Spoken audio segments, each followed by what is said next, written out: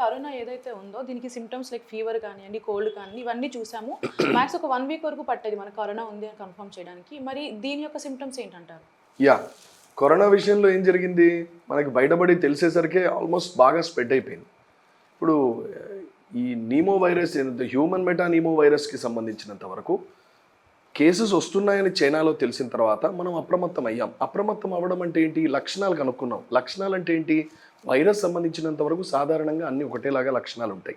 కరోనాకి ఏదైతే లక్షణాలు ఉండేనో జ్వరం రావడం, దగ్గు రావడం, కొద్దిగా దురదలు రావడం, జ్వరం విపరీతంగా కంట్రోల్ కాకపోవడం, ఆయాసం రావడం, వీజింగ్ రావడం పిల్లల్లో చాలా అధికంగా ఇప్పుడు కనపడుతుంది. సో దీని లక్షణాలుగా మనం చూస్తాం. దగ్గు, జలుబు, ఆయాసము, దురదలు ఇవన్నీ కూడా వైరల్ లక్షణాలు.